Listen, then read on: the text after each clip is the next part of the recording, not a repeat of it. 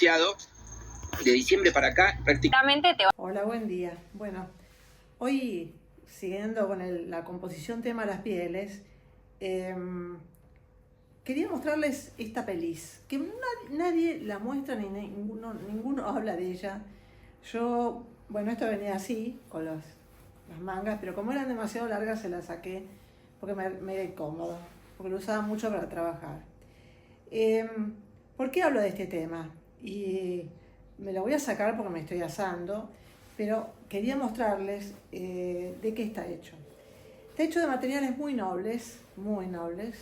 Este es un raso de seda espectacular. En ese momento era importado, pero supongo que ahora también, lamentablemente, es de lo que se supone que la empresa textil tenemos cuando no tenemos una empresa textil. Y del otro lado es nutria depilada.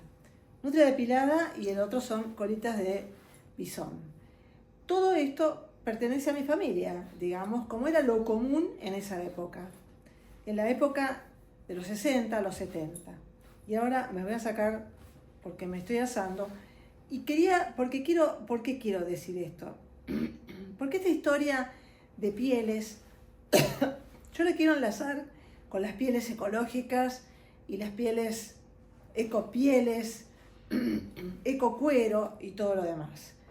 Me levanto.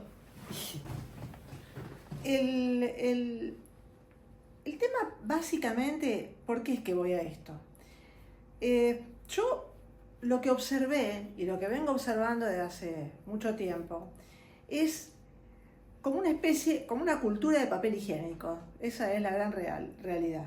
Como si la Argentina hubiera empezado en el año 83 con la democracia, donde se inundó, digamos, los medios de comunicación con chicos poco formados, gente que creía que la historia era algo estático, donde no había una forma de sociología de la historia, no había una manera de verla y de vincular a la historia con distintos actores que estuvieron antes de los 80.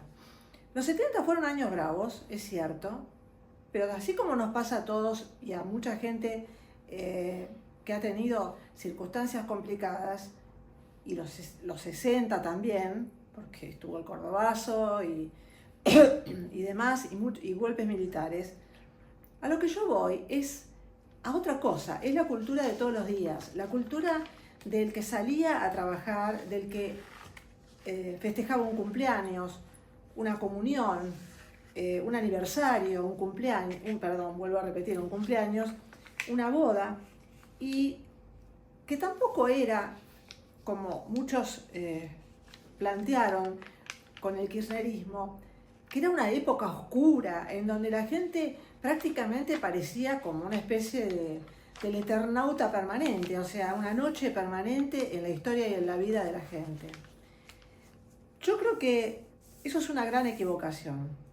Y cuando a veces Milei habla del tema de cambio cultural, y yo hablo de cultura de papel higiénico, es justamente eso. Es esa historia en la que, y que lo hemos visto en enorme cantidad de series argentinas, oscuras, sin mucha adaptación, sin ambientación al lugar, porque esos chicos, esa gente, no conoce de historia, no conoce de la sociología, no conoce de la filosofía y sociología de la moda. Lo mismo que me tocó ver durante todo este tiempo en la televisión, asesores de moda que usaban pieles, como por ejemplo la nutria esta, que es depilada, que es excelente, usaban una nutria sin depilar. Bueno, lo que yo les voy a comentar ahora es todo comentarios hechos por el señor Charles Carfun, que creo que conocía algo bastante, lo mismo que una gran amiga, Tatiana, que su padre había sido un gran peletero. Conocían bastante del tema pieles y conocían también de la sociología de las pieles. En realidad, él en una una mañana de Semana Santa, me cuenta ahí en la calle Florida, que es a quien yo le compré el tapado de bisón que les mostré el otro día, me cuenta una serie de anécdotas y termina diciéndome, ¿pero qué quiere? Dice, en realidad los zorros, y los zorros de color blanco y esto, son para las vedetongas, dice. La gente normal no usa esos zorros. Para él era la gente normal. Hoy por hoy mucha gente se confundió con esa moda y bueno, los colores, las cosas, vi durante mucho tiempo, durante todo este tiempo en la televisión, divas que usaban ese tipo de pieles y de esos colores y demás. Pero tengo que decir que está bien, a ellas les queda bien, son divas, están para el espectáculo. Ahora parece que la Argentina pasó de ser un teatro permanente en las calles, quizás por un poco de la cultura de la droga, un poco por la cultura del fútbol, de aquellos chicos con una habilidad extraordinaria en los pies, pero la verdad, poco cerebro, que inundaron todos los mundos del dinero con sus gustos, su manera de ser, sus gustos barrocos y en algunos casos cache, la verdad. Hoy por hoy vemos una asesora en un programa de espectáculos que le parece normal o odia que la gente use pieles naturales. Tengo que en esto hacer un paréntesis y decir que la única persona que yo veo con pieles reales y la verdad le quedan espectacularmente bien es a Florencia de la B. Y creo que así debería ser, porque todo lo demás no es más que un marketing espantoso de un mundo comercial que ha hecho de las ecopieles y ecocueros una especie de gran cultura, una cultura basura. Yo voy a leer ahora de qué está hecho realmente. Antes que eso voy a decirles un tema. Ningún país que tiene entre 10 y 15 grados bajo cero usa pieles sintéticas. ¿Por qué razón? Porque no son abrigadas. Esa es la realidad. No hay otra vuelta de hoja. No son abrigadas. Y nadie en la calle ni le tira un balde con pintura colorada. Lo mismo pasa en Europa. La gente va, uno puede ir a tomar un café con un tapado de piel normal y natural porque ya superaron esa pobre historia de la gente, de ciertas diseñadoras, no sé si diseñadoras decirlo, asesoras de moda, y que creen que bueno, está bien, a ellas obviamente las impulsa el negocio de vender algo que en definitiva tarda miles de años en salirse del planeta. Ahora les voy a leer claramente el tema de la cuestión de qué está hecho ese supuesto ecocuero. El ecocuero está hecho de policloruro de vinilo o poliuretano, o sea, PVC. Dura en realidad entre 2 a 5 años, pero también en la facción de esto se emiten gases. Y se emiten gases que son realmente, contaminantes, obviamente. Y otra de las cosas que digo es que ahora se inventó el verso de pero yo me pongo este buzo de polar y esto, pero en realidad está hecho de reciclado. No, solamente con suerte un 10% de las prendas que compramos, digamos que cada prenda que compramos tiene en su facción, en su factura, digamos, solamente entre un 5 y un 10% de material reciclado. El resto es todo nuevo, o sea, es todo PVC nuevamente. Yo creo que esta moda que se impuso de creer que todos nacimos en los 80, yo no vivo en el pasado, pero también entiendo que el pasado es parte de nuestra historia. Y cuando se dice civilización o barbarie, es esto, es cuando la barbarie intenta tapar una cultura y una forma de vida. De hecho, se intentaron en muchos casos y muchos colegios no pasaban más las marchas militares. Yo siempre digo en los comentarios que hagan de distintos medios que realmente me da mucha pena ver que un estudiante los chicos que están estudiando en la escuela militar o en la escuela naval no pueda salir y tomar un colectivo. Bueno, de hecho tampoco pueden tomar un colectivo ninguna persona porque los matan, ¿no? Pero bueno, no pueda salir y tomar un colectivo con su uniforme. Porque el odio que se ha hecho, y es también parte de esta no cultura, pero no cultura, es barbarie, absolutamente. Es imponer una cultura de papel higiénico. Porque cuando alguien dice pudió, después de haber pasado por la facultad, claramente nos está hablando de esta degradación de la cultura. Y esta degradación de la cultura también parte en la parte sociológica, en cómo nos movíamos, entre los 60, los 70. Porque esta historia de empezar a pensar que la vida de los argentinos empezó solamente en los 80 con la democracia, no es así. Y que últimamente se transformó en una aberración perversa con el kirchnerismo. ¿Por qué? Porque, bueno, digamos que solamente podías opinar o podés hablar cuando o sos una persona joven que está en los medios, porque en realidad hay un programa de cocina que alguien habla sobre la historia o sobre eventos que pasó y le gritan, abuela, no flaco, tenés memoria, que no significa estar viviendo en el pasado. El pasado es pasado, pero es parte de nuestra vida, es parte de lo que somos, que no podemos decir yo vivo en el presente, porque entonces seguimos viviendo en este día de la marmota. Y como dice Pergolini, en el otro día más perdido. Pero hablando de Pergolini, también él es una parte de esta cultura de papel higiénico. Porque yo no me olvido, y claramente no puedo olvidarme, porque su desprecio y su resentimiento hacia todos los estudiantes de la Universidad de Belgrano, cuando lo entrevistaron, porque él no había terminado el secundario, no sé si lo terminó, pero se jactaba de eso. Hoy se llama Silencio, ya tiene 60 y pico de años, pero esa parte de su historia existe.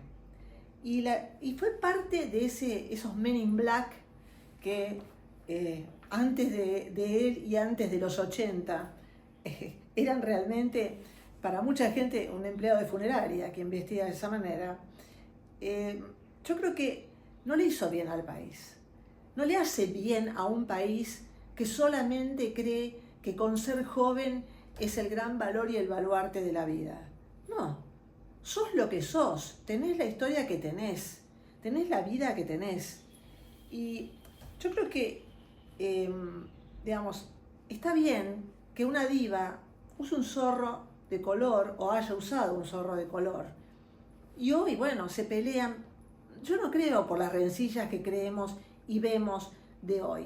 Yo creo que se pelean más por alguna rencilla de algún elemento,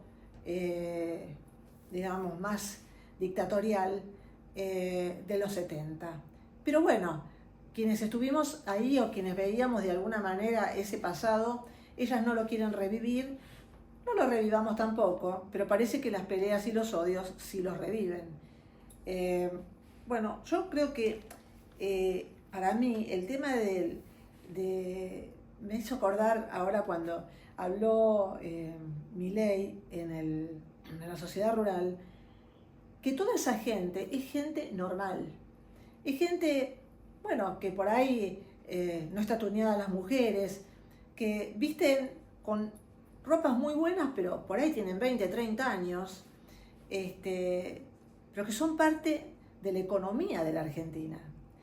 Y bueno, quienes estuvimos en la época del polo, cuando tenía 16 años y más o menos en el Tortugas y demás, un poco nos apartamos de eso, porque empezó a venir el negocio del polo realmente, que no está mal, pero eso es como lo que quedó. Ir al polo no es ir vestida de luces, como los toreros, sino ni con estiletos, algunas que he visto. Ir al polo era decididamente un espectáculo campestre, un espectáculo tranquilo, sencillo. Austero no, porque estaban las grandes fortunas de la Argentina, pero pasó a ser otra plataforma más, otro escenario más para estas pequeñas divas o celebrities que hoy están absolutamente tuneadas, pero yo no las critico en respecto a eso. Lo que yo quisiera o quizá envidiaría tener la edad suficiente para verlas cuando lleguen a los 50 años. Esas personas que ayer estaban en la rural, quizás son las mismas que también presencian un partido de pato, que para mí, en este momento, habría que reivindicarlo. De la misma forma en que yo intenté hacerlo hace muchos años atrás, hoy creo, y me parece muy bien haberlo visto a Javier Milei con un casco y reivindicando el tema del pato. ¿Por qué razón? Porque es el deporte argentino por excelencia. Ahí es donde quedan las tradiciones, ahí es donde queda, realmente la gente más tranquila, la gente que le gusta ver un espectáculo sin necesidad de ser avasallado por el dinero fácil en algunos casos, y el dinero o la gente que se muestra en otros. Yo no lo critico, me parece que es normal que alguien que tiene mucho dinero, pero ese dinero no puede avasallar la cultura y la formación de un pueblo, de nuestro país. Porque si no, estamos perdiendo una identidad muy grande. Así como yo escucho realmente que se destruyen casas y residencias en Mendoza, lugares preciosos para hacer departamentos, sin ningún criterio, obviamente. De esa manera no respetamos nuestro acervo patriótico, porque muchos, y yo miraba un poquito azorada el tema de que a lo sumo te cantan el himno nacional, pero el resto, ni la marcha de San Lorenzo, ni ninguna de las marchas que se cantaron ayer, las sabían cantar, excepto Javier Milei y su hermana. Eso no es ser nacionalista, no es ser, el clásico el facho y demás. No, porque ese término de facho es la cultura del papel higiénico. Ese término en el que se intenta poner un orden, de la misma manera que ordenamos nuestra casa, de la misma manera que limpiamos nuestras cosas. Nadie dice que la justicia no tenga que estar involucrada, que entre paréntesis está bastante degradada, ¿no? Después de haber escuchado todo este tema de la denuncia hecha a un padre por, miren la ironía, una mujer que es representante de las mujeres, supuestamente con unos títulos enormes y largos de subsecretaría y comisiones y demás. ¿En dónde? En La Matanza, donde su intendente está denunciado por abuso sexual. La justicia todavía sigue en esta cultura de papel higiénico. Y yo les voy a decir y les voy a contar algo con lo que voy a terminar, porque decididamente muchas veces uno se divierte con el tema, pero esto es lo que nos muestra a nosotros un poco lo que está pasando en las escuelas. Hablando de las escuelas, quería hacer un paréntesis. El otro día en TN, una de las periodistas le preguntaba a un montón de gente por la calle qué harían si recibieran 20 millones de dólares. Todos, absolutamente todos, dijeron que seguirían trabajando. de alguna manera, con algún emprendimiento propio, en alguna cosa más tranquila y demás. ¿Saben quién es? ¿Quién? No quiénes. ¿Quién dijo, yo no trabajaría, yo me iría a vivir a viajar por el mundo, yo no haría nada y me gastaría la plata? Una maestra, una docente. Fue la única, absolutamente la única que dijo que, ella no trabajaría, no haría absolutamente nada. Otra perteneciente a la cultura de papel higiénico. Sí hablan con muchas cosas, muchas frases de estos últimos años y mucha historia del abordaje y la historia de discriminación por sexo y toda una serie de victimizaciones varias y demás. Yo no digo que no haya violencia de género.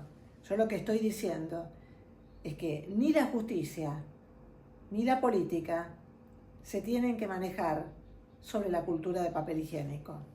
Pero les voy a contar cómo termina esta historia porque, aunque es para matarse de la risa, también muestra lo que hoy pasa en algunas escuelas.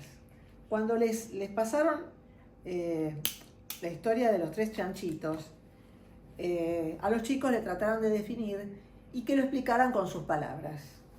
Bueno, uno de ellos dijo lo siguiente.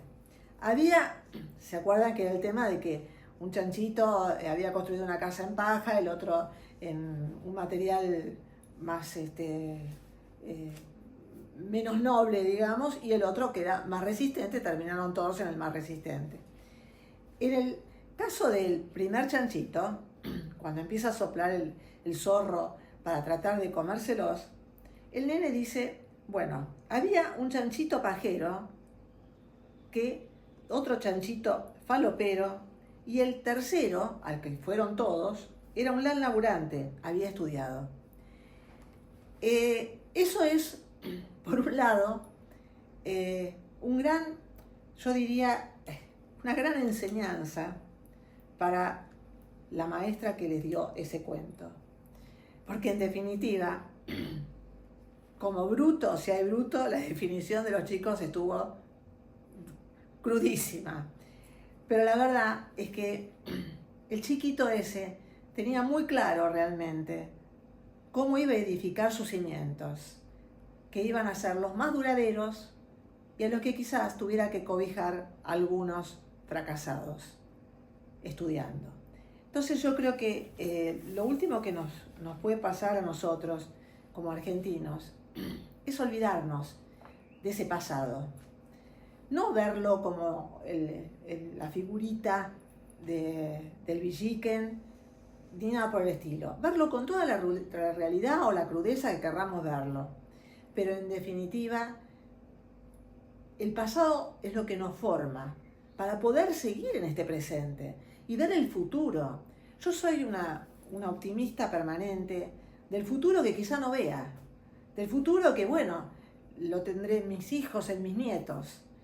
Pero ese futuro es el que básicamente es el que nos va a hacer también como sociedad y el que estamos entrando. Yo no soy una persona, y yo lo dije varias veces, no soy una acérrima fanática de los gobiernos. Les veo las luces y les veo las sombras. En muchos casos hay muchos, como vi estos últimos días, muchos desencantados economistas como Maslatón o Kachanowski o el mismo Melconian, que parecen más despechados que comentaristas económicos. ¿Qué pasó, muchachos? ¿Se les acabó el verso? ¿Se les acabó el verso de venir a la televisión a contar que todo estaba mal? Ojo, yo no estoy diciendo que esté todo bien. Nunca en ningún país está todo bien. Jamás en ningún país está todo bien. Y después voy a empezar a dar una cantidad de estadísticas sobre la cuestión de quienes toman vacaciones, quienes no pueden y demás. Pero no lo voy a hacer ahora. Lo último que voy a comentar es lo siguiente. Ninguna de las perlas que yo uso es auténtica, porque eso también es pasado, eso también pasó. Hay mucha gente y nadie usa pieles, nadie usa perlas auténticas. Probablemente nosotros podamos ver en nuestra presidenta condenada que invirtió un montón de plata en perlas que después, el día de mañana, probablemente no pueda vender y que no tengan ningún valor. Pero lo que más me llamó la atención en ese momento a mí, y voy y vengo, es cierto, ver un periodista como Jonathan Viale, que no entiende que Swarovski tiene vidrios muy bien tallados con diseños muy lindos, pero no son joyas carísimas.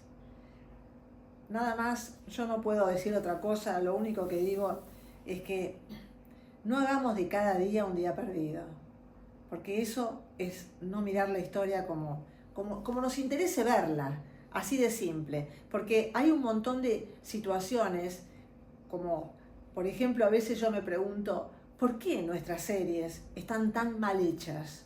¿Por qué nuestras series de época no están bien ambientadas?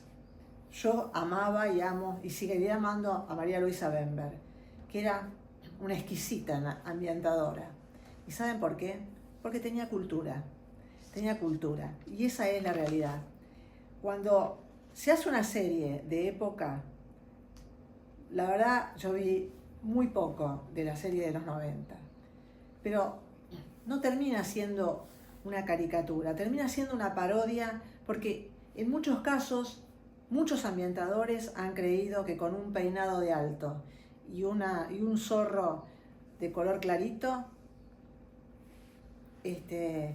hicieron la película. Y unas patillas, obviamente.